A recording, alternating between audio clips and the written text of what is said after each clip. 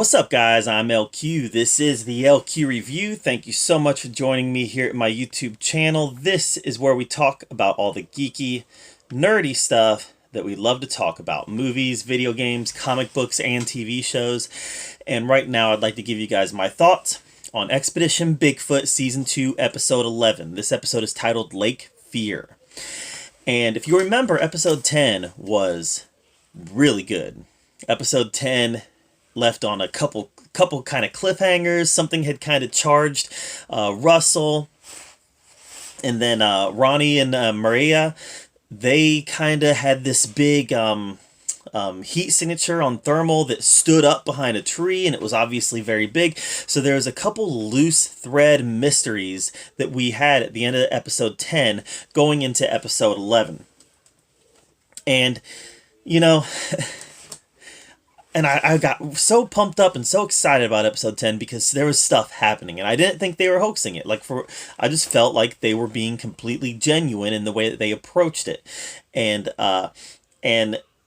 episode 11 comes along, and what happens? I mean, they don't find anything, and that's so frustrating. Like, I had one of you comment in the comment section after my last Expedition Bigfoot video, and you said, I forget who said it, but somebody said, you know, the reality is that we would hear about, if they found something, we would hear about it long before the episode came to air.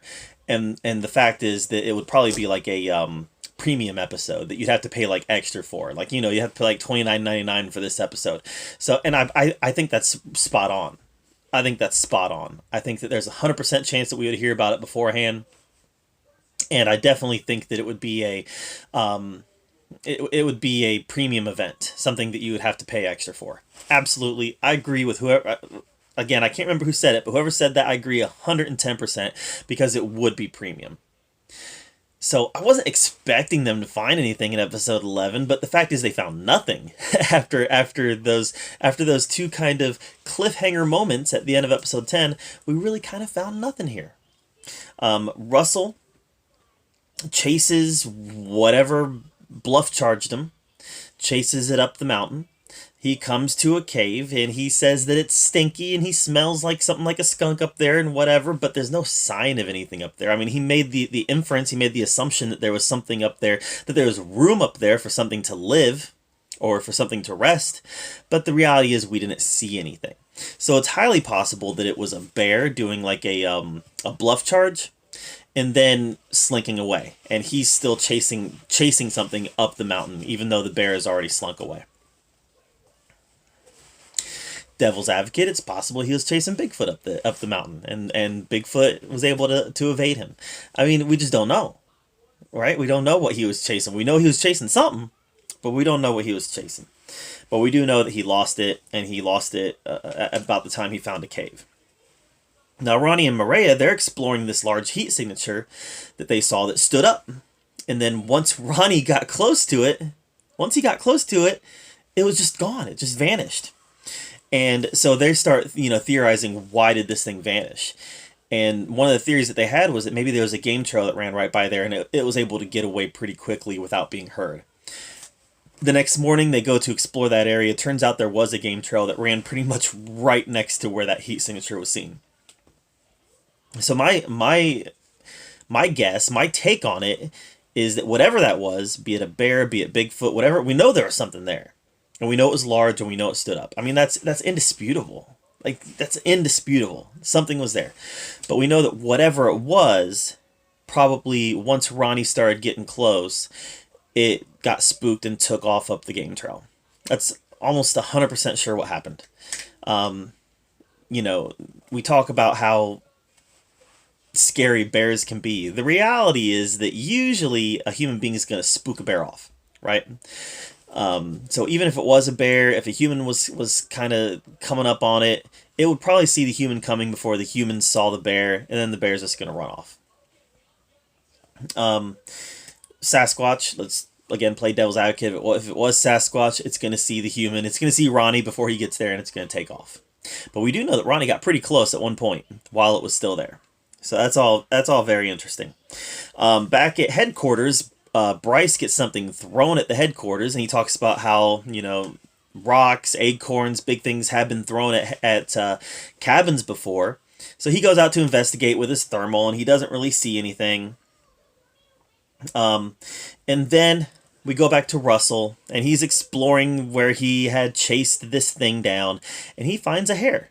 So he finds a hare that's pretty high up on a tree, and he, in his Russell genius, he says it doesn't look like a bear hair, doesn't look like a cougar hair, doesn't look like this kind of hair. So he, is careful not to contaminate it with his DNA, and he takes it. And then he ends up tracking whatever this is down to a lake, and the foliage is so thick that he really can't get down there without being seen by whatever's down there. So Bryce is like, well, guess what?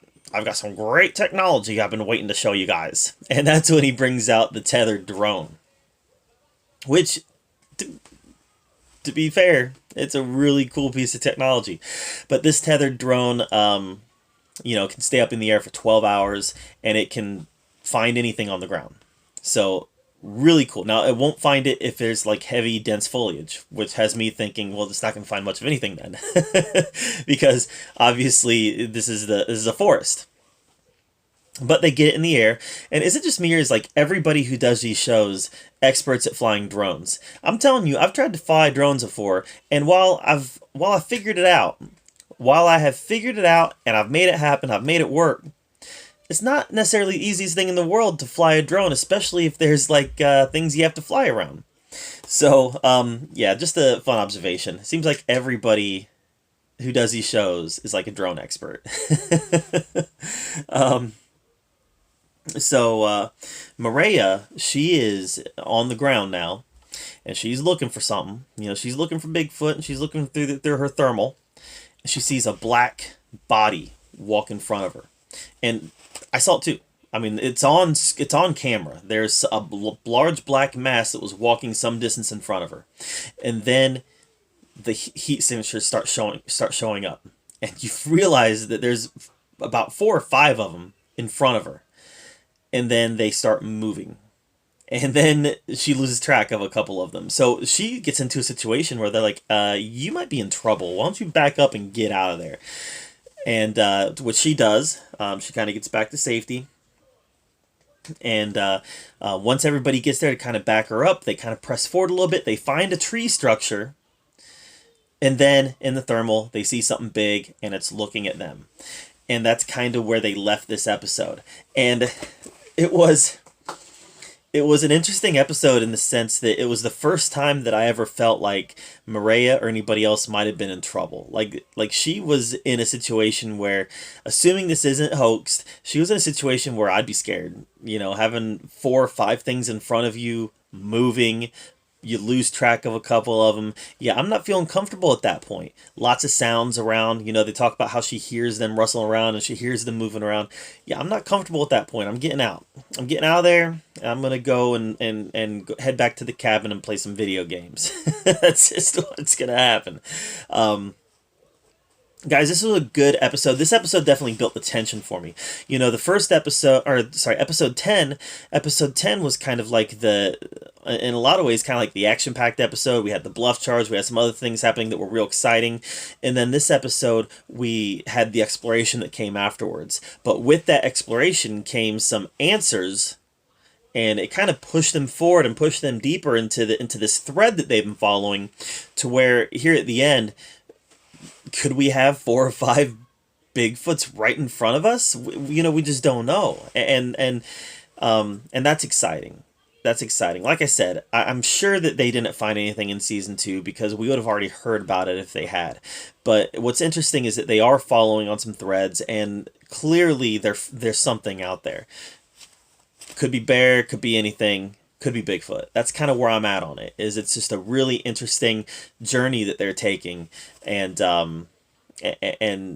is the evidence that they're finding, is the evidence good enough to warrant further exploration by this group? And I hope there is. I hope there is a season 3, because I'm enjoying this group of people. So I enjoyed it. I think that next episode is going to be the last episode. Looks like a wildfire is getting ready to come in. My father-in-law lives in Northern California, and if this was filmed about a year ago, I remember he had to leave his house because the wildfires got so close. So just an interesting side note. So yup, good episode. Built the tension, and it looks like we're gonna get some climax to the story next week, which I'm excited about that. So, what did you guys think of episode 11 of Expedition Bigfoot? Let me know in the comments down below. I'd love to hear your take on it. While you're down there commenting, make sure you subscribe to my channel. I put out a lot of content, and I want to make sure that you're up to date on everything that I'm doing. And as always, thank you so much for joining me right here at the LQ Review, where we get to talk about all the geeky, nerdy stuff that we love to talk about. Until next time, we'll see you guys later.